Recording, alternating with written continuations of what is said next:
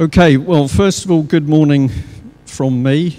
For those of you who don't know me, my name is Brian Gerrish, and together with the UK column team who are here, we wanted to put on an event which started to publicise what was happening with children in this country.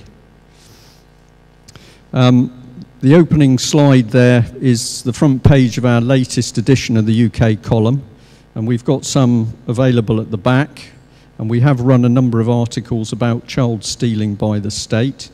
So if you haven't already got hold of a paper or seen one, you might like to do that. We're a volunteer group. We don't get paid. We do what we do because we think it's important, and we think there's a very serious need to get information out to the wider public. Now, we've got a very big hall here this morning, and because we only believe in telling the truth, I'm going to say to you, I'd hoped that we were going to have a much larger audience. And so I could say, on one hand, it's incredible that when we're talking about a subject as serious as what's happening with children and families in this country, that we've only got a few people, relatively few people here. But I also know that people who have suffered at the hands of the state and people who've been fighting for many years for their children invariably do not have a lot of money. And so we also knew there were many people in various parts of the country who said to us, we would love to come, but we can't because we can't afford it. We just can't afford it. So that's one point. But the second point is that we don't know about the people who aren't here. We're only interested about the people who are here. So I'm going to say thank you very much to all of you for coming. And you are very, very important, as I'm going to try and help explain. Why am I interested in this subject? I'm interested in this subject because several years ago I started to get calls and information into the little UK column newspaper talking about children being taken away from their parents, often in horrible circumstances, unlawfully, and usually with bullying and other unpleasant things going on. Now, I was fairly open-minded. I didn't know anything about this subject at all. But once you've had 3 calls, you start to get interested. By the time you've had 10, you start to think something must be going on. And then one lady came to see me and she said, I'll bring the evidence. And that was the time where I really started to think about what was going on. And I started to research, and I now have I'm in a lucky position of having a wonderful group of people who help me, many of whom research as well. And over the last, certainly 3 years, they've been...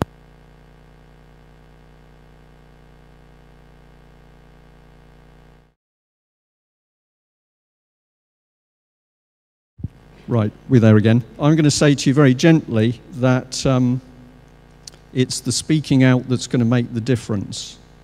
And one of the things that the state has done is got everybody frightened to do things. Now, I've done this several times to be up on the stage, but sometimes it can still be a bit scary. So we know what it's like, but it is very important, if you feel you can tell us something, to come and do it from the stage, because ultimately we need to convince other people of what's happening. Now, I'm going to talk for just over an hour, and then a lady called Tina England is going to do a talk which is about children. She's going to be talking about her personal experience, but she's also going to be talking about what's been happening to children. So this morning we're going to give you 2 reasonably long sessions. I will let you know when we're going to break for lunch, but I'm going to say round about 1:30, if you can stick with that. And then after lunch, we're going to be talking about what we can do about things. Now, I did have an email from John Hemming MP saying that he wanted to join us, and we said delighted, but he doesn't seem to be here. Is he in the audience anywhere? No, he isn't. Well, that's very unfortunate. This is the key bit, isn't it?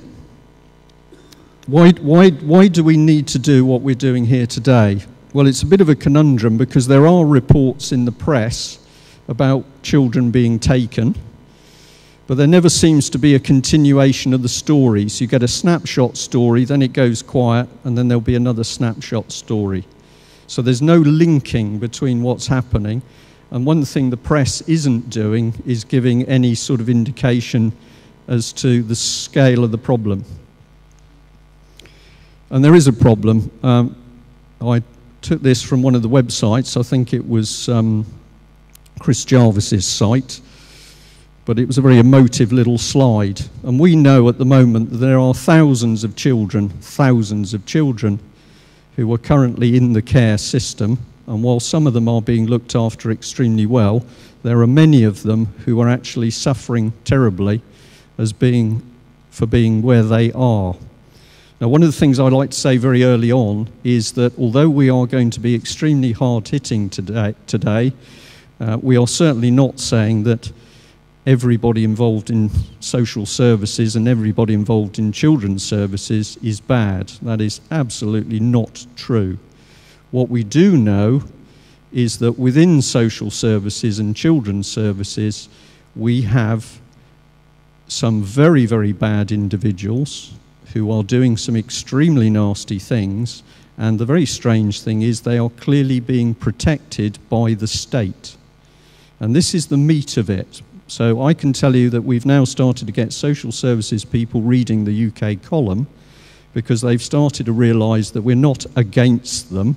What we're trying to do is expose where there's some nasty stuff going on. It's the same with the police. We can say sometimes the police are particularly nasty people, but actually most of them are good, but they are simply not aware of what's happening. Now, this is something which is very, very important for me. I'm going to say this conference is nothing to do with victims.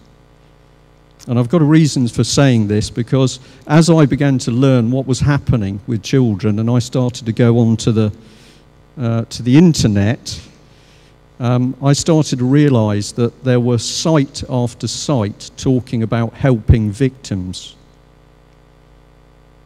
And if you're a victim, and you are victims, many of you are victims, but if you act like a victim, this is exactly where the state wants you.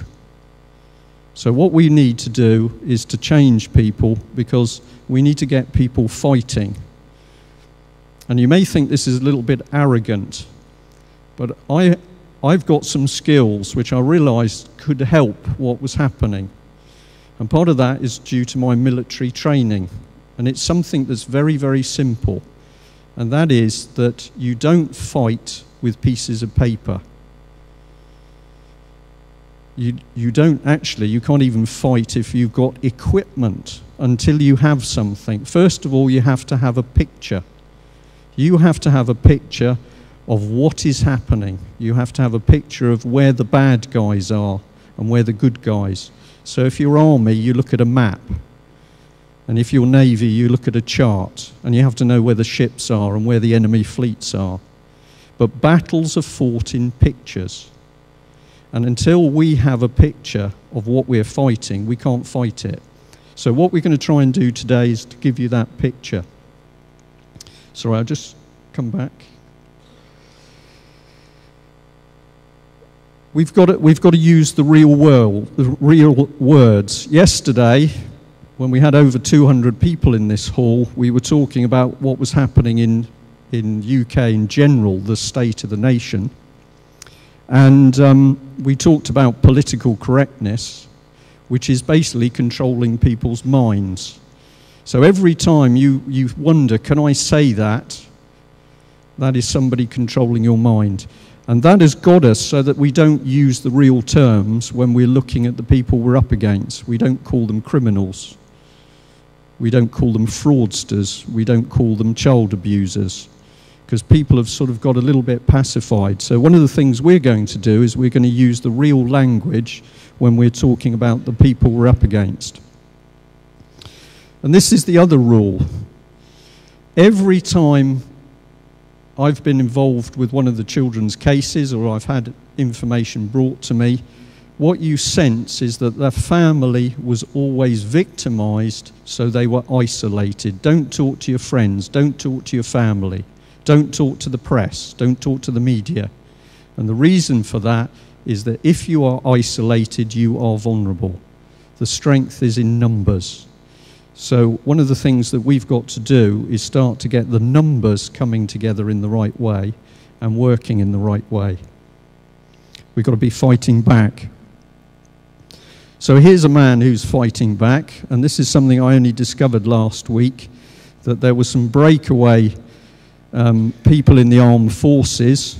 They've had children taken away or they've been denied access. And this is a real photograph, and the guys were really there. I can't remember whether it's Iraq or Afghanistan. I think it's Afghanistan. But they did their own protest, and what happened, their superior officers said how they were going to have to speak to the men for running a political campaign from the battlefield.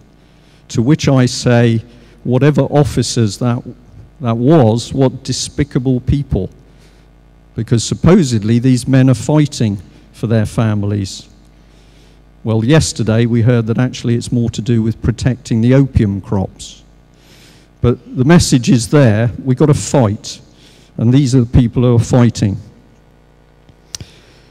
So I've got some questions for you, and I'd like some feedback. So if we take the first one, how many of you have had children taken under false pretenses? Okay, excellent. Bullying, have you suffered bullying? Right, so just because some of the cameras are recording the backs of your heads, you're safe. But I'm getting roughly, I'm going to guess about 40% in agreement. False evidence in court. Oh dear. My goodness, all the hands going up now. That is amazing. I can put my hand up because I've seen it done in court as well. Collusion between legal teams. And we're seeing 70% of the hands go up. Very interesting, because we were talking legal teams yesterday, and I hope I've got a man coming to speak this afternoon who you will find very interesting. Children abused in care. So we're back up to about 40%. Okay. And people who've suffered because of the stress. And again, a lot of hands. Okay. And the last one, your MPs ignoring what's happened to you. And we're getting a lot of hands again. Okay. But, pardon? Oh, right. Well, I've just been told that Mr. Hemming will be here in 5 minutes. What a shame he has not been here for this slide. I might put it back on later. Now, I'm just going to say to you, Mr. Hemming was keen to come, and we said, fine, we're delighted to have him here. I know a little bit about how things work out there, and I'm going to say that while he's here, please, we're going to treat him with respect. But that doesn't mean to say we're not going to be robust in dealing with the subject. So I'm almost tempted to wait, but it may be a quarter of an hour. Right, now I've got a small team, if I can ask them to do their thing. Now this is one of the interesting things at the moment, isn't it? That basically evidence is key. How many of you think that evidence is the key to doing something about what's happening? Okay, a lot of hands going up. And how many hours have you spent assembling evidence? Hundreds? Days? Years? And then what has that evidence done? Sorry? One at a time. Fruitless. The comment was the evidence has been fruitless. Well, we need to have evidence. We must have evidence. And we need evidence of all of these things. So we know the state is trafficking children. That's blatantly obvious. We are seeing falsifying of court documents. Yes, please come on stage. Deliberate. If you wait there and I'll call you out. I'm going to show you. Blimey, behave yourselves behind there, actually, because you're all on the screen. Okay. All right. We're going to lose some information. But essentially, we're seeing all sorts of things. We're seeing falsification of court documents. We are seeing obfuscation, blocking of things by the police. Clearly, the police have blocked that slide. And we've seen misinformation by the BBC and media groups. And we've got amongst us, unfortunately, groups which pretend to help, but they're not helping. We know that there are some people out there who are actually working for the state. Now, what I thought I'd do, because we're on to some very heavy subjects today, I needed to somehow talk about evidence. Have you seen this before? Yep, go.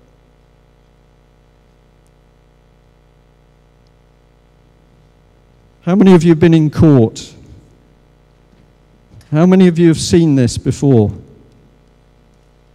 For the people who haven't been in court, what happens is that the legal teams, who are invariably dressed in black, trundle round with ever bigger bags of evidence, thousands of documents, which have cost the state about 20 billion. That's it. You can depart when you're ready. And I've had families who come to me and they say, we've got fantastic evidence. We've got documents which show this. They lied. They falsified documents. But the problem is that that evidence doesn't work. It moves around a lot. That evidence doesn't work because the courts are corrupt. There is no doubt about this. The legal system and the judiciary and the legal firms in this company are utterly, utterly corrupt. So that evidence in those bags doesn't work. So I want to let you into a secret. We've got to have evidence. We've got a few more people arriving, which is excellent.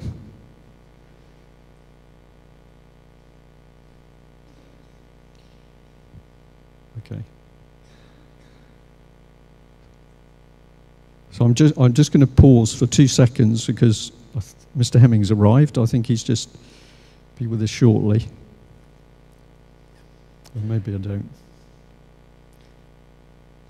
We'll see. Okay, I might have to come back. But we've got to have the evidence, because if we haven't got evidence, we haven't got proof. But the secret is this. You're the evidence. You are the evidence, not the documents, you. And this is one of the things that occurred to me. The more I looked at it, the more I saw that it was the people. If you have 10 people, if you have 2 people who come into a court and they say, I saw that man steal the money, that's the case over. Corroborating evidence from witnesses is the most powerful evidence there is. Whereas what's happening in the system is that people are being encouraged, welcome Mr. Hemming, please take a seat where you like. Well done. Would you like to come forward a bit? Because, yeah. But what I see at the moment is that we have thousands of people involved with this, but they are never brought together to express a unified case. So we need to use the evidence we've got properly. Now, I thought I'd put up a picture of Mr. Booker because he's a Telegraph journalist. How many of you know him? Okay, well, I would like to say thank you, Mr. Booker, because he's been writing some really excellent stories, and he's been trying to expose at least some of what's been going on in the press. But this is very interesting. This is a page, I'm not sure whether this is bright enough to work, but basically this is a page taken off the Telegraph website where after one of his stories, the Telegraph blocked comments. And I thought this was very strange, because if you post a story which is highly relevant and interesting about what's happening in children, why would the Telegraph want to block comments? Surely they'd want to know how many people had read the story. So I phoned the Telegraph up.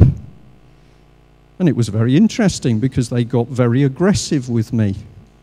I was passed through to the legal department where a lady said, "Who are you?" And I said, "I'm a member of the public.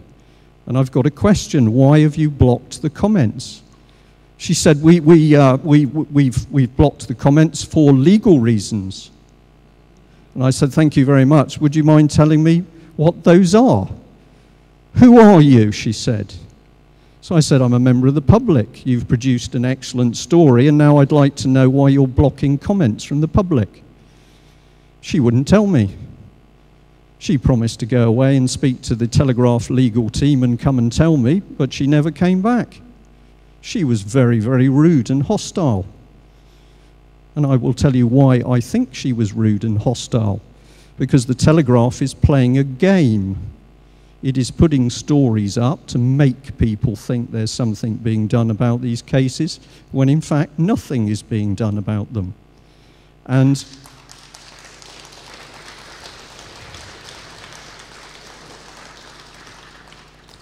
what is more is that they are blocking the comments, because if thousands of people were to put comments, and they're going to put very robust comments, it would rapidly become apparent that there is a major problem. So who blocked the comments? The comments would have been blocked by the Telegraph legal team. And who are the Telegraph legal team responsible to? Pardon? Well, you said the state. I hope somebody might say the Telegraph, but of course they're not. They are accountable to the Law Society and the people who control law. So they are not even going to advise the Telegraph properly. I thought I would also put up a photograph of John Hemming, because, credit where it's due, Mr. Hemming has risked a lot to actually try and get information and truth about what's happening in these cases out to the press. And so I'd like to be completely even-handed. We're going to talk about both sides, credit where it's due, and Mr. Hemming is the only MP who's turned up. Isn't that a statement on the state of Parliament at the moment? So thank you, Mr. Hemming. Now, if we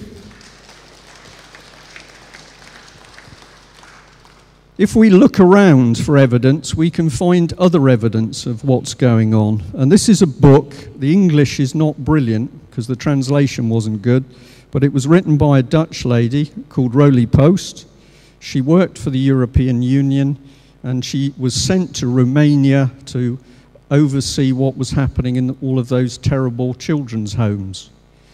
Except her book tells a rather different story, because far from the children all suffering in the way we were told, she started to uncover the trafficking of children. And what happened when she reported it to the European Union? She was threatened, and eventually she was sacked on full pay. And then she started to receive death threats. And one of the things this lady says in her book is it's very interesting that the BBC had its snout in what was going on in Romania. I could give you a 2-hour talk on Romania, but perhaps you might like to visit her site and read the book. We've got this gentleman, Kevin Annett. How many of you heard of him? He's been doing fantastic work exposing what happened to some 50,000 children in Canada from the Canadian Indians who disappeared, were murdered, tortured, abused in schools run by churches in Canada. And what was his reward recently for coming to the United Kingdom? He was thrown out the country by Theresa May.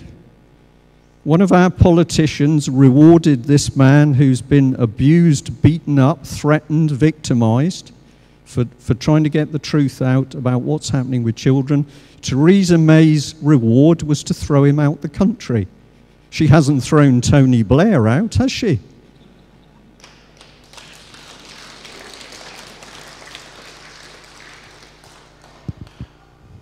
Enough, enough, enough. The BBC needs to be very deeply investigated. because I have a document here where the BBC was heavily involved in a campaign called Families Wanted. And this was one of their documents.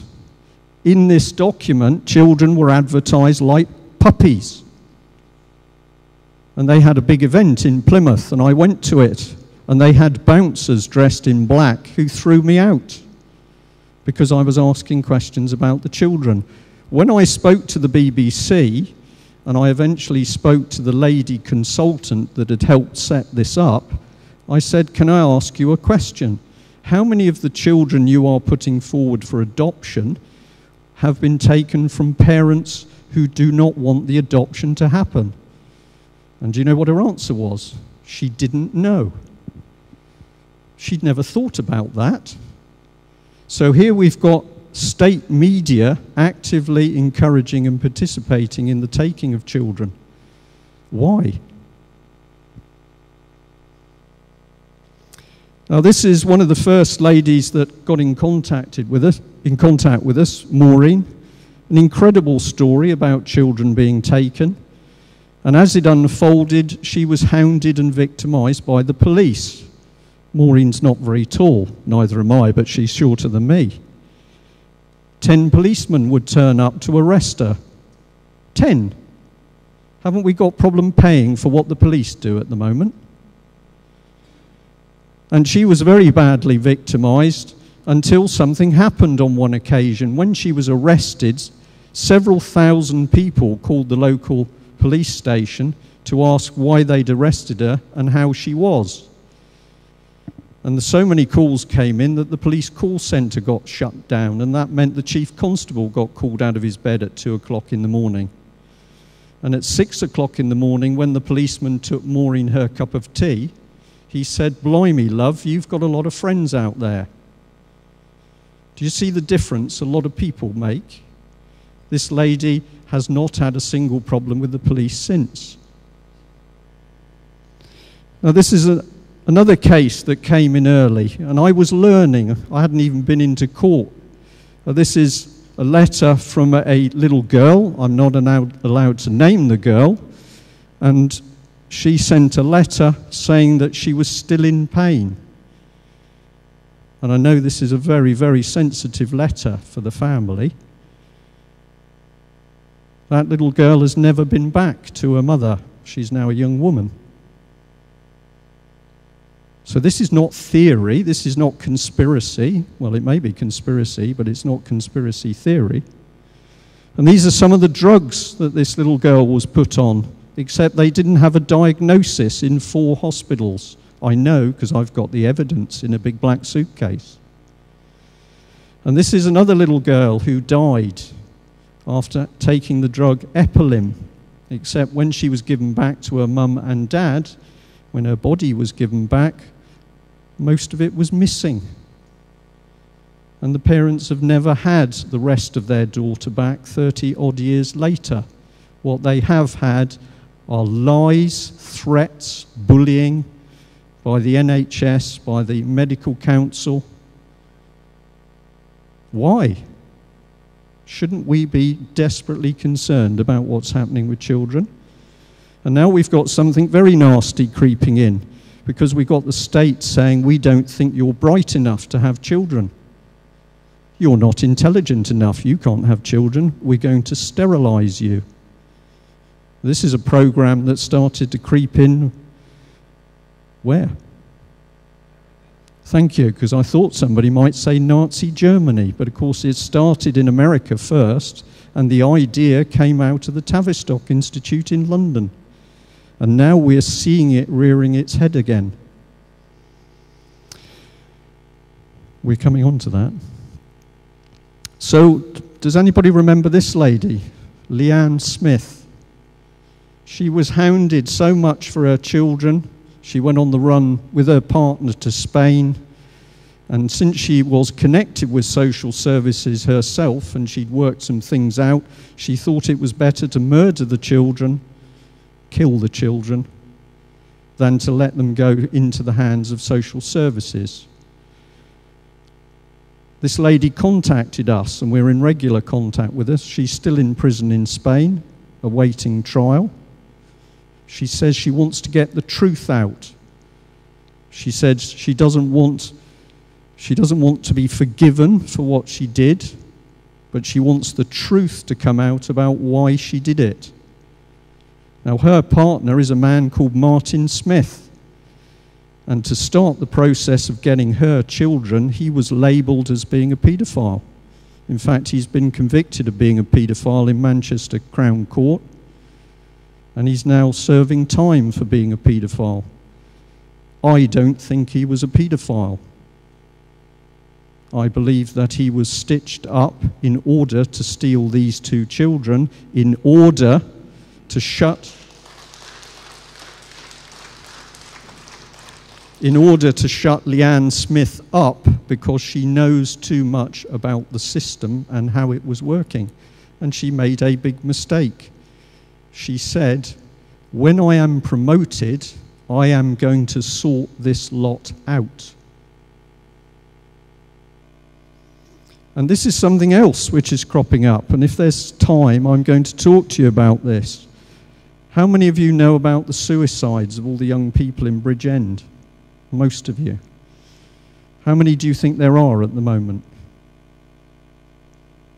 Right, it's over 40 now. The press don't report it, supposedly to stop copycat suicides. But there's something very strange about the suicides, because everybody's hanging themselves. Now, I know it's Sunday, and I've got to say we're going to talk about some quite nasty subjects, but we've got to do it. Now, what is unique about this is, statistically, boys and girls, men and women, commit suicide in different ways. The men hang themselves. The girls prefer cutting their wrists or taking drugs, or both. But in Bridgend, statistically, they're all hanging themselves. And we wonder what the reason for that is. But here are children not only being abused, they're actually killing themselves. And here we've got Vicky Haigh, absolutely slaughtered by the Daily Mail. My goodness, didn't they go to town on her? What did this young lady ever do?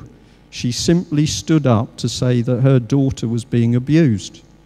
And her reward for that has been to be victimized and hounded through the system so that she is the guilty person. Now, this made the papers, and eventually a judge said, we've got to deal with this. Let's make it all public. So what did the Daily Mail do? It certainly didn't come and speak to anybody that knew about Vicky Haigh. It simply made her out to be a liar and a cheat. That was deliberate manipulation by the media. Now, I'd mentioned Sir Nicholas Wall, head of the family division. And most people in the public think, well, he's a senior judge, so he must be straight and honest. Well, I'm sure he is. Perhaps he is.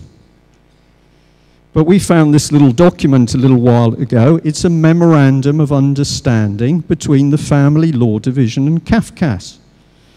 Now, I know its time expired because it says it operated for 12 months from the 1st of October 2010. But the point is, this document showed that the family division courts were working hand in glove with CAFCAS. In business terms, this is a contract to work together. CAFCAS working with the family courts. But if you read CAFCAS's literature, they say we're non-departmental. CAFCAS is independent of the courts. Well, somebody's lying somewhere.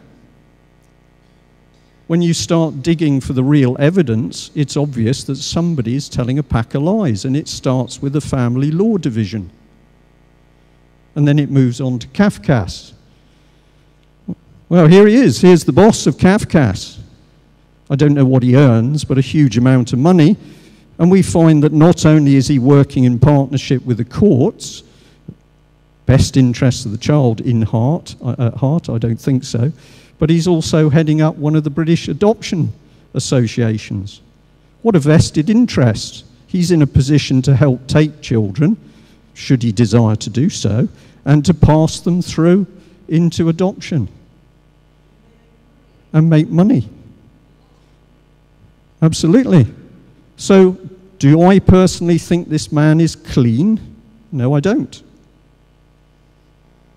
And we can go even further, because if we look at Cafcass, we find that Cafcass run huge contracts for all the contact centres. So when you think you're finally allowed to see your child and you go to an independent contact centre, no you don't, it's run by Cafcass. So if Cafcass pay them their money, who runs the contact centres? Cafcass. Of course they take money. This contract is 2.3 million. I'll answer questions a bit later on.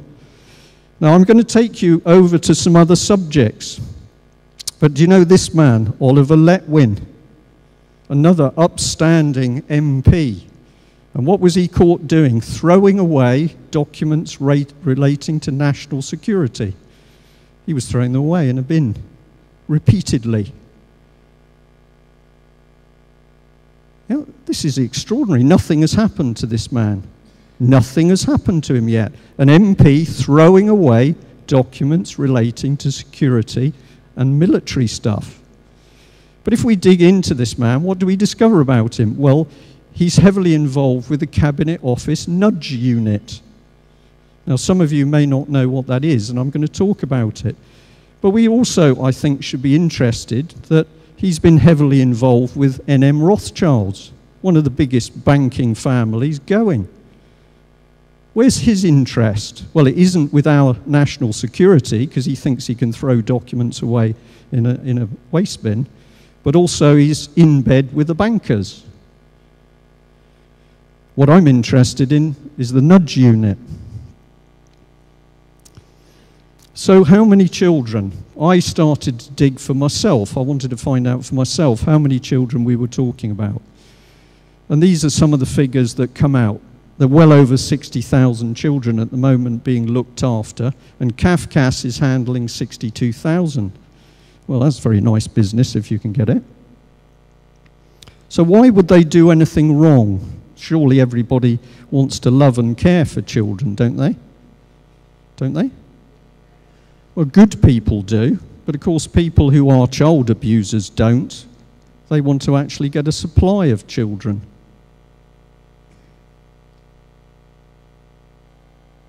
So I did a little sum just based on Bristol, and I hope I got the maths right, but we discovered that basically Bristol had spent 733,000 of taxpayers' money for 6 months for 30 children. So what I did is worked on that with 60,000 children in care, and you've come out at roughly 2.8 billion changing hands. So when you do the figures and you start to say, oi, we've got thousands of children being taken, and you look at the money being circulated, you're not talking in a few £1,000 or millions, you're talking about billions. And then it gets even better, because I calculated 2.8 billion in general care. If you start to look at the legal teams, they're sucking up 20 billion. Have you ever wondered, if you drive along the motorway, why a lot of the new buildings are new solicitors' offices and law offices? Because they are feeding off the taxpayer. So these people don't want to give the children back. They want the court cases to go on for as long as possible so that they can earn the maximum fees. It's very easy once the evidence starts to come forward. And then we get this little organisation, the Fostering Network. Where did that spring up from? Who's running that? Why are they running it? But all of a sudden, every local authority in Britain's involved in it. It's just amazing, isn't it? Who are these people? Who are they? To whom are they accountable? Well, I'm going to say at the moment they think they're unaccountable. But by the end of today, I hope we are going to have decided that not only are they going to be accountable, we're going to bring them to account. So some more figures, because they're making more money. Everybody touching children is making money. And this is the beast, isn't it? How did I learn? I went into court with some of the families as a Mackenzie's friend. I knew nothing, but I knew the only way to understand it, to find out for myself whether it was true, was to get into court. Now I'm going to puff myself up a bit. I was a naval officer. It's interesting, when you're an officer in the armed forces, you have to do a certain amount of law because you end up trying people who've been drunk and done various other things. Summary military law as it was then.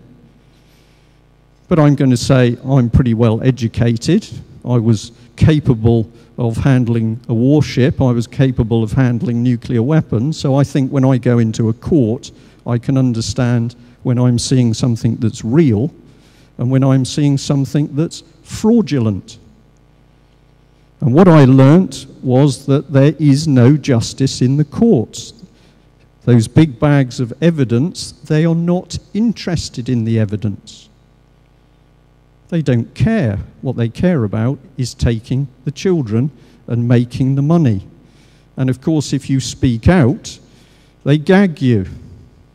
So the UK column's still got 4 injunctions in place because we've spoken out about children. We know that when Mr. Hemming has spoken out, the courts have rounded on him, and one of the judges rounded on Mr. Booker. Why are they so frightened of free speech? Because the dirty little secrets come out. So the thank you. The moment they don't want the truth to come out, the moment you know they've got something to hide. So we know a large part of the root of the problem is to do with the family courts themselves. And they are quite blunt about it. If you talk about the children or the cases, I will put you in prison, Mr. Gerrish. That's what I was told. When I went into a policeman on one occasion with when I went into a police station on one occasion with one witness and on the second occasion with 2 witnesses, I was threatened by the police. What had I gone to report? I went to report that a 3-month-old baby had been taken unlawfully and was going to be abused. And the lady police sergeant got very aggressive, and then she said something quite extraordinary to me. She said, "You haven't even made an appointment." Isn't that incredible? I haven't made an appointment. So we went to another police station later with evidence of perjury in court and photographs to show that a child had been abused. 2 different policemen. This time it was a male sergeant. And he listened with bored interest. And then we said, "We want you to investigate." And he said, "No." And we said, "You have to." "No." And then he eventually said, "Get out of my interview room." We went to report that a 3-month-old baby was being abused, and the police threw us out of the police station. Why? I'll tell you why. Because the police are covering up paedophile rings.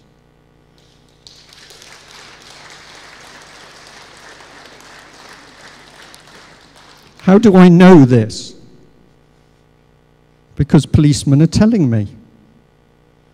So 2 years ago, a policeman came to see me after one of my talks, and he said, "Can we go somewhere quiet?" And he said, "Brian, I work in a big city, and I'm part of the Vice Squad, and I do investigations into what's happening with the children, child trafficking, child prostitution is going on." But he said something weird's going on. We do a stakeout. We see where the ring is. We get all the evidence. We say we're going to do something about it. We work out what we're going to do. We submit the report to our superior officer, and something interesting happens. And I said, "What's that?" And he said, "Well, 2 months later, we're told to drop it." And I said, "Why do you think that is?" And he said, "Well, we think we know. It's because the paedophile rings involve senior judges and senior politicians and senior police officers." And I said, "But this is bad. Will any of your men do anything about it? And he said, well, the trouble is they got mortgages and it gets nasty. So I said, that's a shame. About 3 months ago, the same man came to see me and he said, Brian, can we talk? And I said, of course. And he said, can we go in the car park? Will you get rid of your mobile phone? And I said, okay.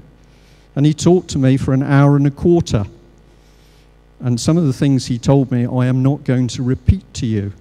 But one of the things was an 11-year-old girl who was being used by paedophiles and being used as a child prostitute. And she was on drugs.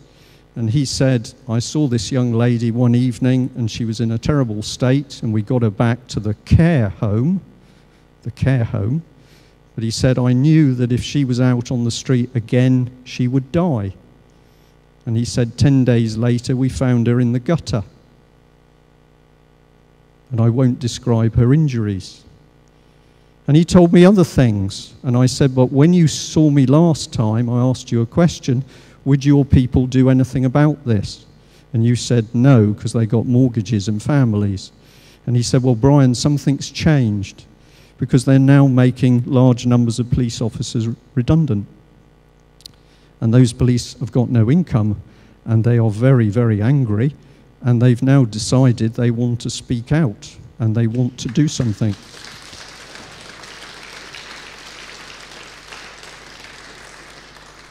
I am an amateur. On that slide are some of the names of families that have contacted us. We can't cope with the calls that come into our Plymouth office. What we have to say now is we can't get involved in any more cases. And I'm going to say, and this is not cold, we don't want to be involved in any more cases because we believe the solution to all the cases is to fight at a different level. And if we become embroiled with case after case after case, you get worn out and dragged down. So basically, we're looking at something different. But those are a few of the names. So if some people say, well, Brian Gerrish, he's all very good at standing up and talking, but of course he doesn't know anything, I will say, well, I'm sorry, because I've been there in court. I've seen the documents. Now, this is the key bit.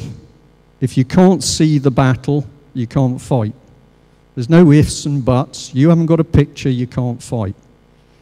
And what I see when I look across the net and I get the information in from all the families is that I detect that they can't see the picture. So what we've got to do is create a full picture for everybody, and then we can start to see how we fight properly. And it's very funny because yesterday we were more or less talking about the same thing to do with what's happening in the country on other issues. We had about 250 people in the hall, and they were pretty motivated. And I think what we need to do is get some of those people to show an interest in what we're talking about today. This is what we've got to do. We are not dealing with a few children being taken away by a few bad people. We are dealing with something that's happening on a massive scale, and the moment you see judges lying, and the moment you see judges describing perjury as a mistake, and the moment you see a judge allowing the local council to have witnesses on the stand, but refusing a mother to have witnesses on the stand, you know that the courts are totally and utterly corrupt. If the courts are corrupt, it must be approved by the state, because the state knows. The state knows. Mr. Clark and Jack Straw and these other fine, upstanding people, that's sarcasm if you haven't worked it out, we've actually got to deal with them. We've got to name them. It's no good saying we can't name them because they're too big and powerful. We're going to name them. Now, we'll carry on with some of this afternoon, but we're going to ask you to give us names of judges that you've had problems with. Let's talk about some of the names. Let's get them up in front of the public. Let's write to them. Let's ask them why. Sorry. Now, I've got a few sites here of some of the groups that are working to try and help people. And I've chosen them, some of it, it's sort of an arbitrary choice, so if I've missed you out, don't feel bad about it. I just wanted to put some of them up. But isn't it interesting that this site talks about catastrophic failures and systematic failures in looking after children? I agree, but I don't agree. Because these are not failures, this is engineered failure. It's very different, it's deliberate. So we got no to abuse. And this is another one I came across, and it was very interesting what was flashing up at the same time, which was council officers being involved with child porn. Are the paedophiles in the local authorities? Yes. Are the paedophiles inside social services? Yes. Are they inside the care homes? Yes. We know, don't we? So Payne got me interested because they were talking about 13,000 cases. What would happen if 13,000 people had turned up today? We could have filmed 13,000 people, and there would have been a huge body of evidence. Now, Mr. Hemming, I believe, has got 1,500 cases on his books, which is a tremendous number himself, and hopefully he'll tell us a bit about that. And we've got Ian Josephs, who spends a lot of his own personal money helping people, or trying to, can't always do it. This is just a typical email from a typical MP, and what she's doing, a lady called Claire Perry, is fobbing off. So somebody that's gone to her for help, she says, oh, I can't help you because there's a strict rule that MPs can only deal with their own constituents. There's no such thing. There is no strict rule. It is a protocol. And that protocol is a gentleman's agreement. It has no standing at law. This is complete nonsense, but this is the rule by which an MP says when you take evidence of child abuse and law breaking, I can't help you. So this illustrates yet again the standard of the MPs. Right, we've done Tony Blair before, but my point is that if you have somebody of this quality who's helped set up the child system, which he did, we can expect it to be corrupt, can't we? If we have people like this, Father Christmas, yeah, this is what these people think of themselves. The Lord Chief Justice dressed up as Father Christmas with Jack Straw, who in his student days was not a nice man as far as I know. So what do we expect of the system that these people created? What do we expect of this man who was looking after the Department for Education, Families and Schools? He's a member of a club which was started by the Nazi Party. He spends public money on travel when he's not supposed to do that. We have the evidence. So the man's lying. Here's one of the letters about it to prove what I'm saying is true. What about this lady? Yeah, deputy leader of the Labour Party, who whilst she was involved with Liberty, or the National, I've forgotten what it was now, but pre-Liberty it had a different name, National Council for Civil Liberties, she was campaigning that pornographic photographs of children, well, that was okay. What do we expect from a system in Parliament that has got these people as not only MPs, but senior people? This is the reason that why you go to the MPs, nothing happens, because the corruption is not only in the judiciary and the courts, as Mr. Hemming has already told us, the corruption is in Parliament. Harriet Harman has got time to try and remove sites about escorts in London, and who does she go to? Her friend Schwarzenegger. Amazing. She can't deal with child abuse in her own country. And here they are, such a lovely, nice family couple, but they're not. Because in the papers, it was revealed through the Daily Mail that this man, who is an arms dealer, donated £15,000 to Cameron's personal leadership fund. They also gave £130,000 to the Tory party. And the lady here, so this is husband and wife, and Anita ran the art exhibition which had Christ with an erection. So when we look at David Cameron, our Prime Minister, and find that he's not interested in the abuse of children, the reason becomes very clear. These people are despicable hypocrites. And to say that we are going to be treating Parliament with calmness and respect is an insult to our intelligence.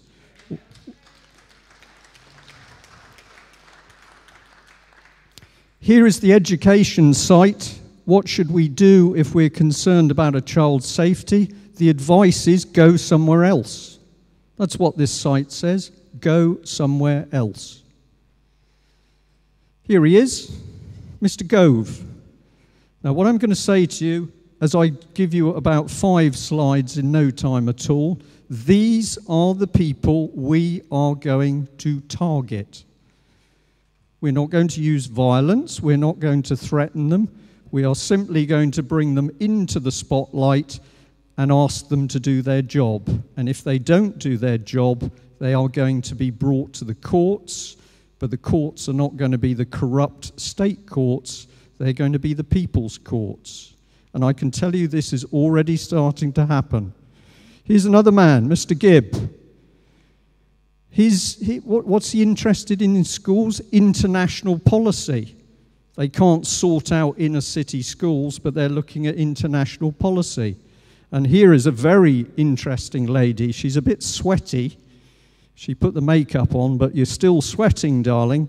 And she's going to be sweating a lot more because basically she's now saying that 50,000 parents should receive parenting classes. And do you know what the parenting classes are going to be based on? NLP. NLP, neuro-linguistic programming. There we are. Free parenting classes. Now, I was going to give you information about Bridgend. We've run out of time. But if you'll stick with me and we can do another session, I'm going to explain to you exactly how they have been messing with the heads of people in social services, children's services, and the police. And we know what we're talking about is real because we have the evidence, and we've now got professionals coming to us very worried because their colleagues are not acting normally. Tim Lawton, well, here's a wonderful man. Kafkas, he's in charge of, so we know what he's up to. Lord Hill. Can anybody explain to me why this man was made a lord? Because I can't find any reason for it. Now look, I'm going to stick up for this guy because I look a bit like a hamster myself at the moment, all right? So this hasn't been chosen to take the mickey out of the man because of what he looks like. I chose this because it's the only photograph there is of him. But also it says that he's part of the Conservative Christian Fellowship. So now that he knows that Mr. Cameron has been personally supported by somebody who's prepared to put Christ with an erection, I'm going to ask when this man is going to resign from the Tory party. And I hope other people are going to help me to ask him. Here's the Education Board. These are the people we need to go for. When I phoned up to get their job descriptions, do you know what they said? Who are you? Why do you want to know? What are you doing? We'll email it to you. Well, they haven't emailed it to me because they're hiding. So we're going to dig these people out of their little holes. Here's an interesting lady. She's the chair of the parliamentary group on missing children. 200,000 adults go missing in this country every year. 80% return. Roughly 40% don't. Sorry, that's persons go missing. 40% don't. So roughly Did that wrong. 20% don't. That's roughly 40,000 people, of which 2/3 are children. They are never seen again. And this is what the policeman in charge of it in Akpo says: significant amount of clutter. It's disorganized. We don't know what's happening. I'll tell you why they don't know what's happening, because if we knew where the children were going, the scam would be open. Right? Politicians are covering up the abuse of children. It's blatant. Here is a lady in South Wales called Julie Resnicek. She's been in the paper recently because she's recruiting foreign social workers. We think we've got enough trouble with the British ones, but you've got big problems coming because we're going to have foreign ones. And here's the proof. They're going to include Romanians, Portuguese, Hungarian, German. Well, they do. This is internationalism, because the children are going to be the property of the state. And I'm going to say very nicely to Mr. Hemming, and I've given him lots of support for coming today. I'm very impressed.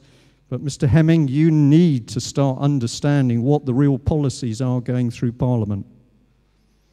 These people, some of them are working to help people, I know. Some of them are working to destroy people, I know. Destroy. And they are particularly interested in children.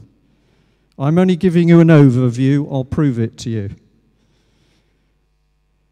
This is one psychologist recommended by Shropshire County Council. Her name's McQueen. When we did some research on her, she was a member of this, it's almost a cult called Munai Key. And the man who runs the cult, called Alberto Velodo, is the center of considerable controversy because he believes that human beings are parasites on the world. So Shropshire County Council accuses a mother of being mentally deficient, and the clinical psychologist they recommend to write a report on her has done the rights for Munai Key. As John Harris would say, these people are having a laugh. Well, he might say something else. Kafkas, we've done.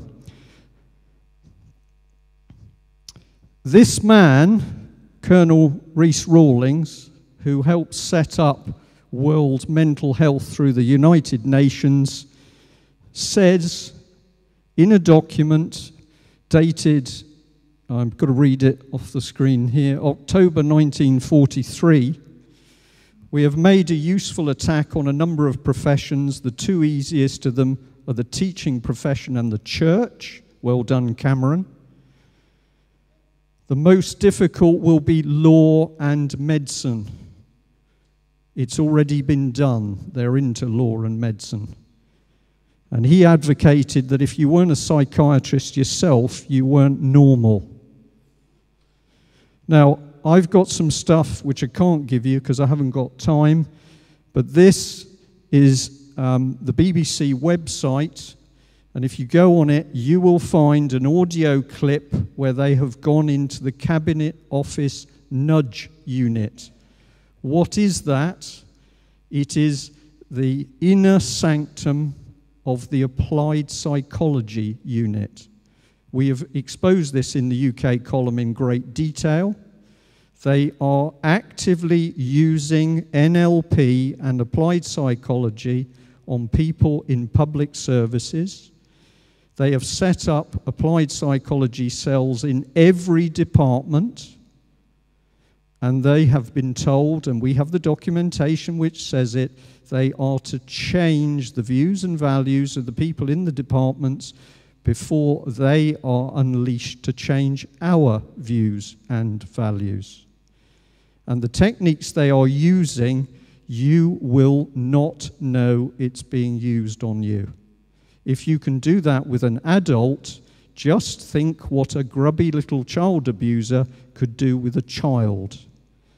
So when you meet a children's services person or social services person and you say this person is not acting normally, because that's what I've got people describing to me very accurately, they're not acting normally because they are not in their right minds. Over 40 young people have committed suicide in South Wales, and we can show that at every level they are being given doses of neuro-linguistic programming. Why am I so confident? Because I have got NLP experts who've come to us because they are so frightened at what they've discovered about the use of NLP for political purposes. I'm going to end on that. You can research NLP yourself, but I will say to you, if we're going to stop the child abuse, we've got to get the rest of this picture out, which is the people handling the children are themselves victims because they've had their minds interfered with. Okay, we have the evidence. Now, the next thing we've got to do is get the groups working together properly. We won't all get on all of the time, but if you're interested in us and the fact we've had this conference, we are not going to be pussyfooting around with politicians and judges and the police. We are coming for you. Okay?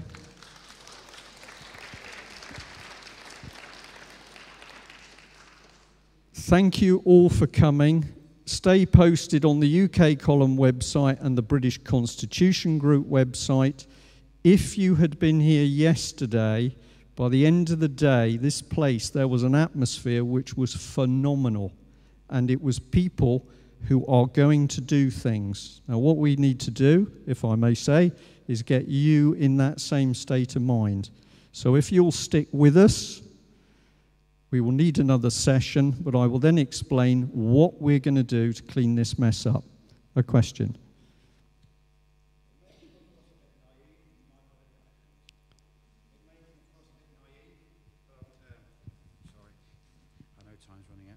It's just a quick question, really. Somebody mentioned earlier on about we're going to take them to the People's Court or the Open Court, whatever. What court are we going to take them to if they own them all? If they own them all. There's not a court in the land that they don't own. Well, you're absolutely correct. They own all the courts, which is why the courts are corrupt. But under common law, which is the basis of law in this country, when the government is acting unlawfully themselves, people are entitled to set up their own courts. That's part of our constitution. It is part of our constitution. And I've got to say, the British Constitution Group has been explaining this.